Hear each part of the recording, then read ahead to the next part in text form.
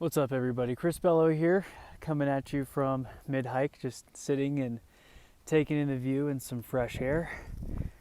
But this is a pretty cool spot. The trail leads up from that side, so no one can really come up behind or anything, or on this side of the rocks. It's kind of like a little nook where I can hang out and just catch my breath for a bit. But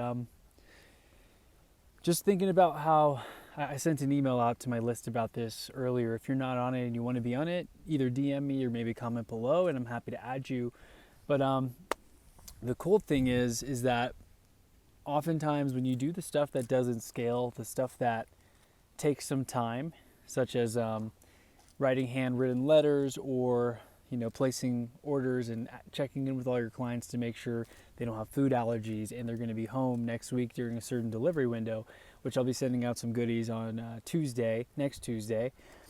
But when you do these things that don't scale, that seem inefficient, that kind of seem like a waste of time sometimes, like why would you do that? It takes so much time. Why not just focus on new prospects instead of sending stuff to people who bought a house with you 2 years ago, But it's those little things that don't scale that mean the most. Every time I've gotten a handwritten note in the mail, I've actually taken a picture and tagged that person and thanked them.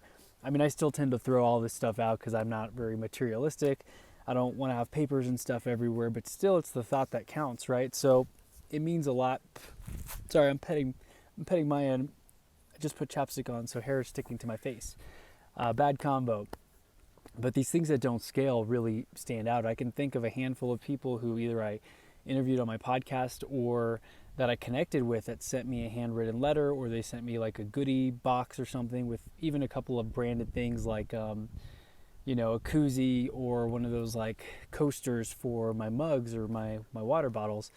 And I do hang on to some of that stuff, right? Like I use from my buddy Ruben, the Marketing Hunters. He's got a podcast called In for the Kill, and he sent over, like a water bottle, a couple of coasters, a beanie, and I've been using the coasters. One's next to my nightstand, and one is actually in the office, which is kind of cool because like coasters are one of those things where I never have them, I never really buy them, I never think of them, but then you need them whenever you've got condensation dripping down the side of a cup, and you're like, man, this is all getting on the wood.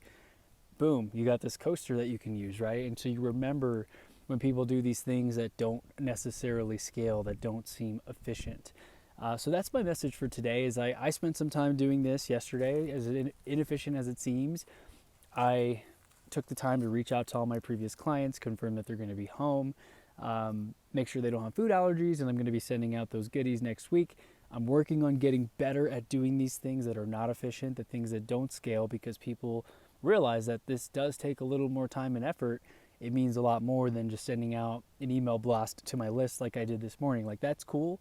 People got to hear from me. They get to see what I'm up to, what's the newest thing in my life, but it's not quite personal. Obviously they know it says, hi, insert name. There's a code in there to list out their first name if they've inputted it when they sign up on my email list.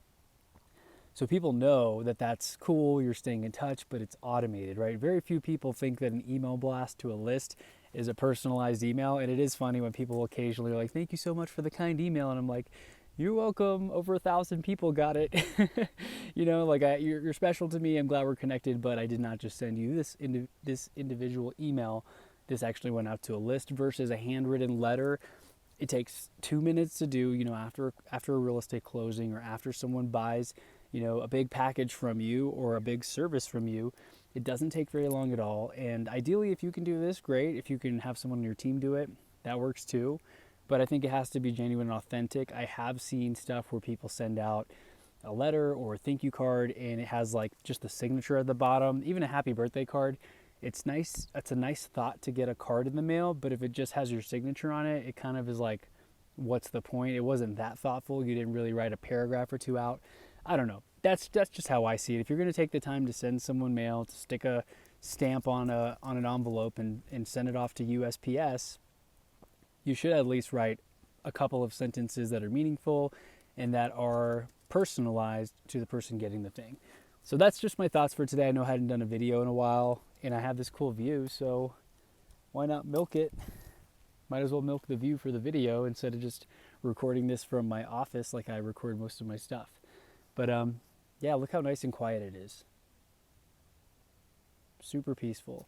So I'm just going to appreciate this view a little bit more. If anyone's got any questions or needs any real estate help, you know where to find me, either in the mountains or just shoot me a text. You can access me anywhere that way.